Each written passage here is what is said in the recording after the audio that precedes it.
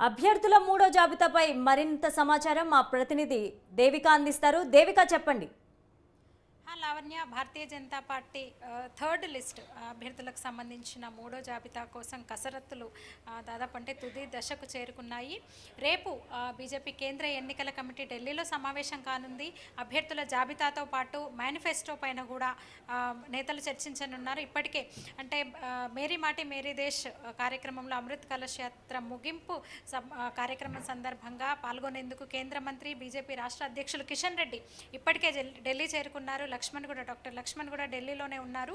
అయితే రేపు ముఖ్య నేతలు పార్టీ జాతీయ అధ్యక్షురాలు అరుణ, ఈటల, ఎన్నికల management committee chairman Etela, Bandi Sanjay రేపు ఢిల్లీ వెళ్తున్నారు.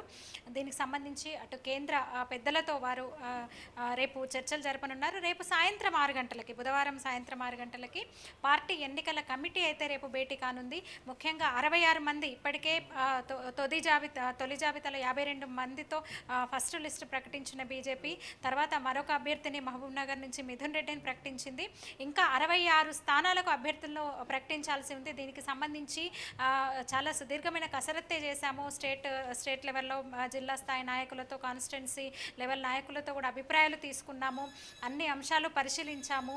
ఒక అవగాహనకైతే వచ్చాము. తుది అంటే ఫైనల్గా రేపు ఎల్లుండి ప్రకటిస్తాం. రేపు ఎన్నికల కమిటీలో చర్చించి ఎల్లుండి ప్రకటిస్తామని నిన్న స్వయంగా కిషన్ రెడ్డి ప్రెస్ మీట్లో వివరించారు. దీనికి సంబంధించి ముఖ్యంగా మేనిఫెస్టో మీద కూడా ఇప్పటికే అంటే 6 గ్యారంటీలతో అటు కాంగ్రెస్ ఇటు బీఆర్ఎస్ కూడా మేనిఫెస్టోని ఎప్పుడో రిలీజ్ చేసింది అందరు అభ్యర్థులతో పాటు. దీనిపై వాటికి ధీటుగా అంటే ఒక ప్రజాకర్షక మేనిఫెస్టో, ముఖ్యంగా అంటే ఉచితాల జోలికి పోకుండా అంటే అన్ని వర్గాలను ఆకట్టుకునేలా మేనిఫెస్టో రూపకల్పనలో పార్టీ కసరత్తులు చేస్తున్నట్టు తెలిసింది. ఇక మొదటి జాబితాలో ఇతర పార్టీలకు భిన్నంగా అంటే మహిళలకు, ముఖ్యంగా బీసీలకు కూడా భారతీయ జనతా పార్టీ చెప్పింది అభ్యర్థుల జాబితా ఆలస్యానికి కారణము మేము అన్ని సామాజిక వర్గాలకు, ముఖ్యంగా అన్ని కులాల వారికి, అన్ని వెనుకబడిన తరగతులు, ముఖ్యంగా బీసీ సామాజిక వర్గాలకి పెద్దపీట వేయాలనుకుంటున్నాం. ముఖ్యంగా మహిళలకు కూడా అన్నట్టుగానే తొలి జాబితాలోనే 12 మంది మహిళలకు భారతీయ జనతా పార్టీ అవకాశం ఇచ్చింది. అలాగే బీసీ కులాలను పరిగణలోకి తీసుకొని బీసీలకు కూడా పార్టీ టికెట్లు కేటాయించిన పరిస్థితి. అలాగే ఈ మిగతా 66 స్థానాలకు కూడా అదేవిధంగా బీసీలకు, మహిళలకు పెద్దపీట వేస్తూ లిస్టు ఉంటుందని అందరూ భావిస్తున్నారు.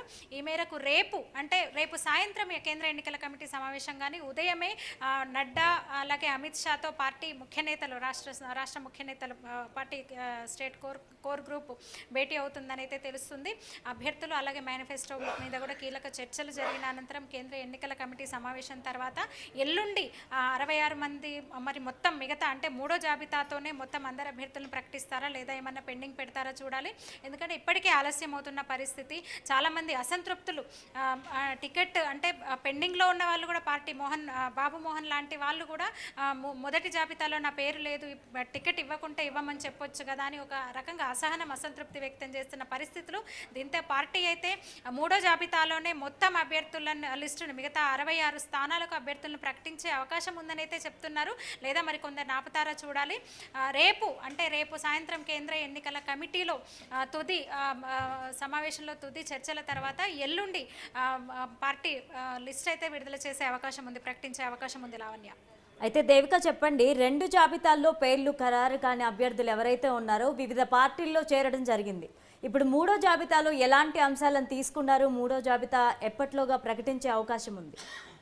పార్టీ అదే చెప్తోంది.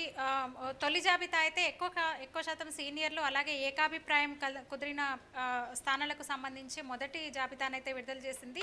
తర్వాత సడన్గా ఒకే ఒక స్థానానికి అభ్యర్థిని అయితే ప్రకటించింది, మిథున్ రెడ్డిని మహబూబ్ నగర్ నుంచి. అక్కడ కూడా ఏకాభిప్రాయమే ఉంది. అంటే అక్కడ మహబూబ్ నగర్కి సంబంధించి పెద్దగా పోటీ లేదు.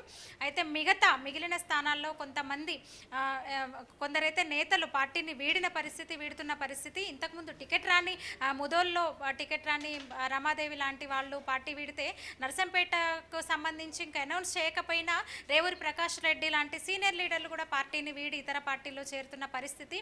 వీటన్నింటినీ పరిగణలోకి తీసుకుంది పార్టీ. ఇవన్నీ చర్చించాము సుదీర్ఘంగా, నియోజకవర్గాల వారీగా మేము వాళ్ళ అభిప్రాయాలు తీసుకున్నాము, కార్యకర్తలతో చర్చించి అభ్యర్థిని ప్రకటిస్తున్నాము. వీటన్నిటి మీద కసరత్తు కూడా పూర్తయింది.